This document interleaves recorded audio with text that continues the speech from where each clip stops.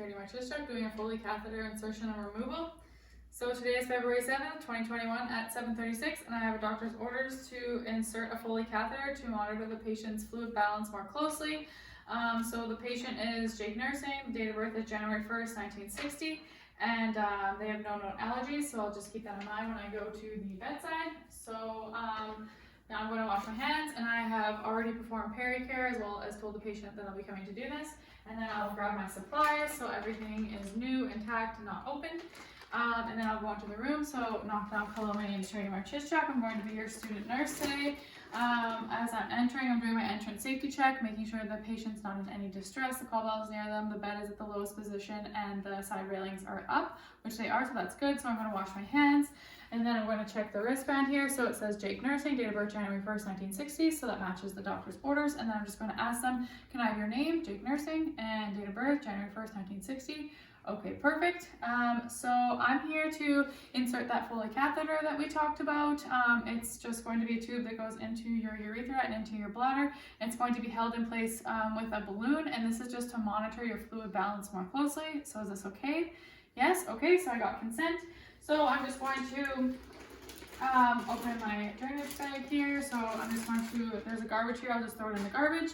So in clinical practice, I would be attaching this drainage bag to a non-movable part of the bed and then clipping this part to the bed sheets. But for now, I'm just going to be placing it right here. And then at this point, I would raise the patient's bed to waist height, and then I would put the female patient in the dorsal recumbent position or the frog leg position with their legs abducted, and then put a blue pad between her legs. And then I would set up my table here. So I would put this table at waist height, and in clinical practice I would be using a larger surface as the sterile tray gets quite close to the edges with this one. So yeah, just to keep that in mind. And then I will clean the table, and I will open my kit, and then I'll throw that in the garbage. So I'm just going to open the kit.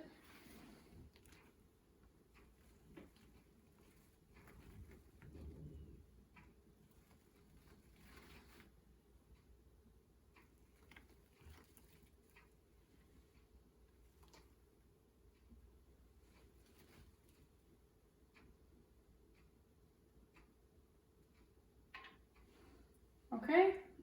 So now I'm going to get the drapes.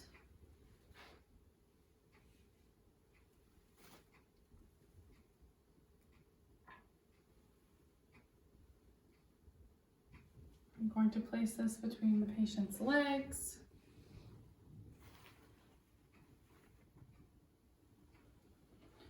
And then I'm going to get the next drape.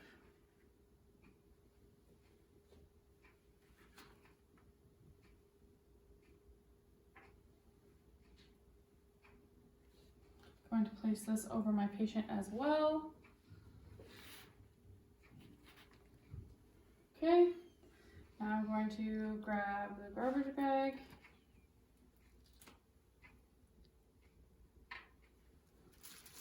and place it at the end of the bed.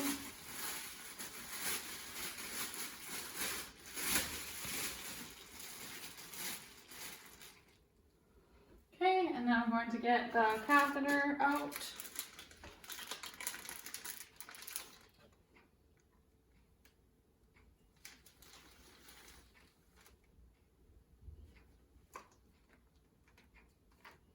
And I'll throw both of these out. So now I'm going to wash my hands, and I'm going to be applying my sterile gloves. Normally I wouldn't be turning my back on my sterile field, but just for this demonstration I'm going to be putting on my gloves here, as well as the surface would be at waist height and preferably larger, but we're just going to be using this for the demonstration. I'm going to be opening this, throwing that out.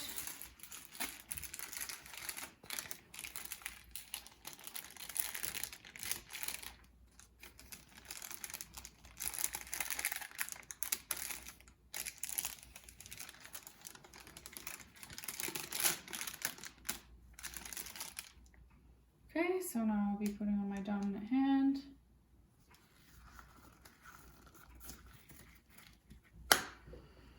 And then my non-dominant hand.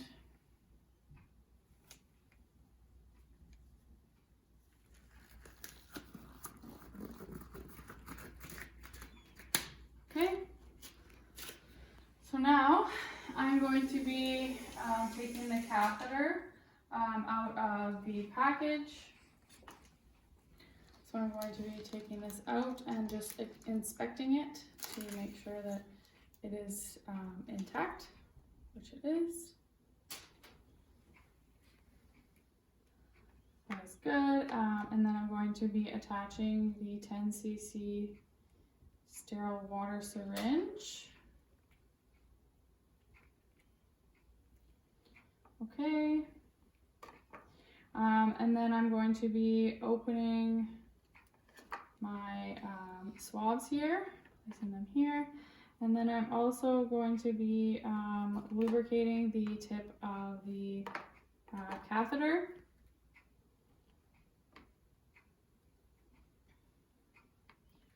So I'm just going to put a generous amount of lube on the catheter just to help with easing insertion.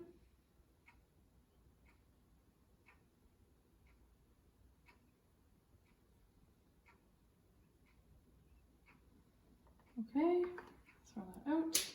Okay, so now we're going to move to between the patient's legs. Just be moving this, placing it here. Okay, so now I'm going to be cleaning, so I'm just going to move this closer. Okay, so I'm going to use my non-dominant hand and I'm going to be opening the labia. And then I'm going to be cleaning on the outside, or the side farthest from me first, from the urethra to the anus. And then the closest side from the urethra to the anus. And then down the middle, from the urethra to the anus. Okay, and throw this out as well. Okay, so now I'm going to be instructing the patient to bear down. I'm going to be inserting the catheter 2 to 3 inches or until I see urine, so please bear down. And I'm inserting it 2 to 3 inches, so I see urine now, so then I'm going to put it in 1 to 2 more inches. Okay, so now I'm going to stabilize the catheter, and I'm going to be inflating the balloon.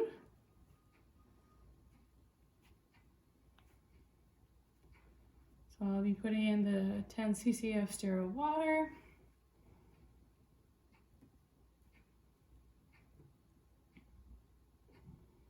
Okay, so now that's done, I will pull gently and see if I meet resistance, which I did, so I know I'm in the correct place. So then I will take this off. I will throw that in the garbage, and I'm just going to place this here so that it doesn't touch the bottom. Okay, so now that we have done that, I'm going to attach the drainage bag. So I'm just going to be removing this cap, making sure to keep it sterile on the inside, and then I'm going to be taking this and inserting it. Okay, so now that is good. So now I will perform pericare. I will attach this catheter to their leg with tape. And then I will remove my gloves, wash my hands, and then I will clean all of this up. And then I will make sure that the patient is in a comfortable position, the call bell is near them, the bed is all the way down, side railings are up, and just ask them if they need anything before I go. So no. Okay, so then I did my exit safety check and I leave the room, and then I will document the time and the reason for inserting the catheter. So it's 7:50, and I put it in because we want to monitor their ins and outs more closely. I inserted a 14 French Foley catheter with a drainage bag attached. I inflated the balloon with 10 cc of sterile water. I attempted one time to insert it. I got consent from the patient. The patient tolerated it well. Also, I would initiate an ins and outs record to monitor their ins and outs closely, as well as note the characteristic of urine that did come out. So just how much, the color, odor, if there was any sediments or anything like that. Okay, so now that I've done that, I got an order from the doctor telling me that I need to remove the catheter because we don't need to be monitoring their ins and outs as closely anymore. So now that I've done that, I got the doctor's order, so I reviewed that, looked at the patient's name. Okay, so now I'm going to be going to the bedside. Before that, I'm going to wash my hands and I'm going to gather my supplies. So the supplies I need are clean gloves, but for this demonstration, I'm going to be using the sterile ones I have, a blue absorbent pad, and then also I'm going to be using a 10 cc syringe, and this would be new. So once I've gathered my supplies and I've already washed my hands, I'm going to enter the room. So knock, knock, hello, my name is Marchischuk. I'm going to be your student nurse today. As I walked in, I did my entrance safety check, make sure the bed is down, the railings are up, the call bell's near them, they're not in any distress. So now that I've done that, I'm just going to wash my hands, and then I'm going to check their wristband here. So it says Jake Nursing, January 1st, 1960. So that does match the doctor's orders. And I'm just going to ask them, can I have your name? Jake Nursing. Okay. Date of birth, January 1st, 1960. Okay, perfect. So I'm here to be taking out your Foley catheter for you because we do not need to be monitoring your fluid balance as closely anymore. So is that okay? Yes. Okay. So now that I have done that, I'm going to raise the bed up to waist level, and then I'm going to place the patient in a supine position with their legs slightly abducted, and place the blue pad between their legs under their buttocks.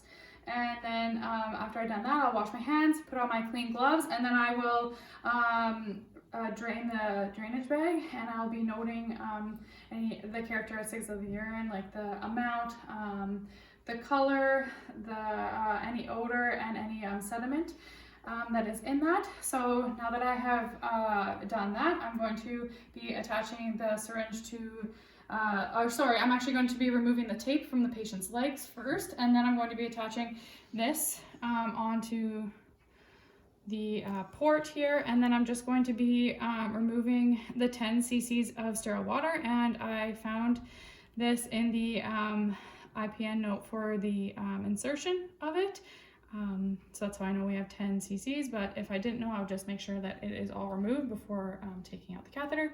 So now that that is removed, I'll just leave that there, and then I will pull gently on the catheter and remove it, and then I'll just be inspecting the tip for to see if it's intact, as well as if there is any exudate on it, which there isn't, so that's good. And then I will put that down. I will wrap everything up in the absorbent pad and throw it in the garbage.